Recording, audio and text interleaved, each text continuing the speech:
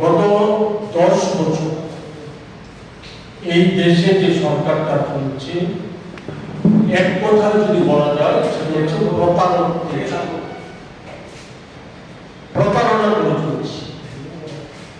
সমস্ত ঠকবাজ তারা আজকে একসাথে মিলিত হয়েছে, দেশটাকে লুটিয়ে ফুটে নিয়ে গিয়ে বলা যায় গোটা দেশের সর্বনাশ করে দিয়েছে। আমি সব বিষয়ে আপনারা অবগত আছি।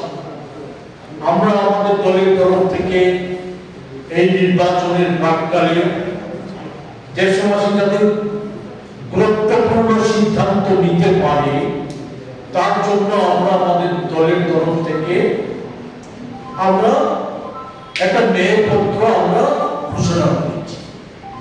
এতে 5টা ন্যায়ের বিষয় সবিস্তার আমরা করেছি, যে কি হাল দেশে করেছে এটা যখন তুলে ধরেছি, তেমনি আমরা কি করতে চাই সেটাও আমরা তুলে ধরার চেষ্টা আমরা করেছি।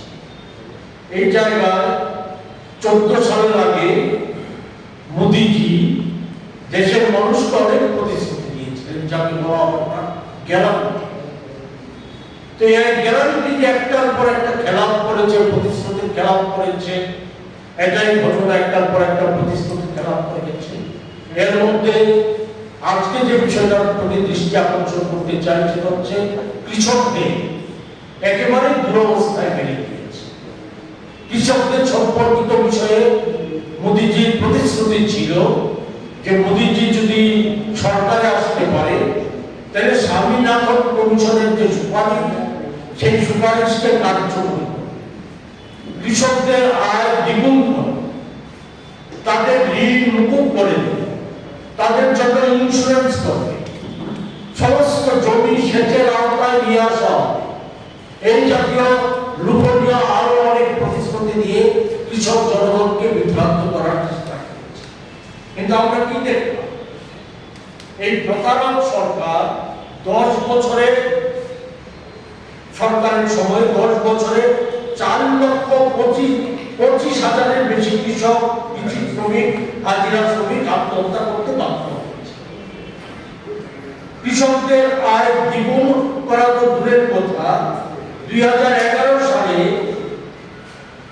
একজন কৃষক প্রতি কেজি রাবারের দর পেতেন 230 টাকা, শুধু একটা ছোট্ট 230 টাকা, আর এখন পান 124 থেকে 150 টাকা রাবারের কেজির দাম হচ্ছে।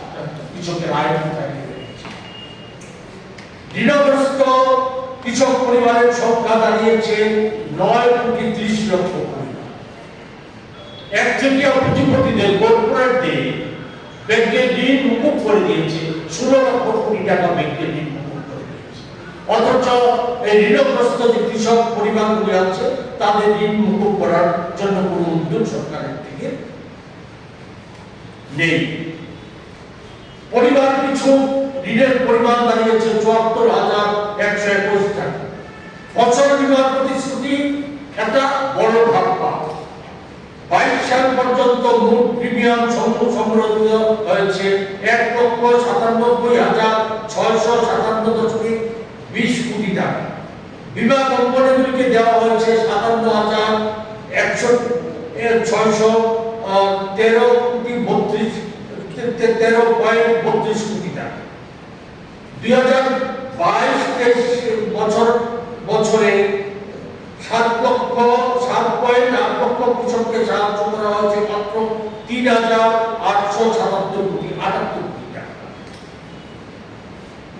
বলা হয়েছিল রেগার মজুরি বৃদ্ধি করা হবে, রেগার যে শ্রম দিবস তা বাড়ানো হবে, দ্বিগুণ করা হবে। অথচ ঘটনা কি? ঘটনা হচ্ছে 100 দিনের কাজে দেশে 100 দিনের কাজ দিতে প্রয়োজন হচ্ছে 2 লক্ষ কোটি টাকা, সেখানে 23-24 অর্থ বছরে বরাদ্দ হয়েছে মাত্র 60,000 কোটি টাকা। মোদিজি 15 সাল থেকে ভাগ পিটিয়েছে 50,000 কোটি টাকা খরচ করে দেশের সব কৃষি জমিকে সেচের আওতায় আনা হবে। অথচ তথ্য বলছে দেশের 14 কোটি খামার জল সেচের একটি উৎস পর্যন্ত নেই। 14 কোটি খামার চলচ্চিত্রের উৎস।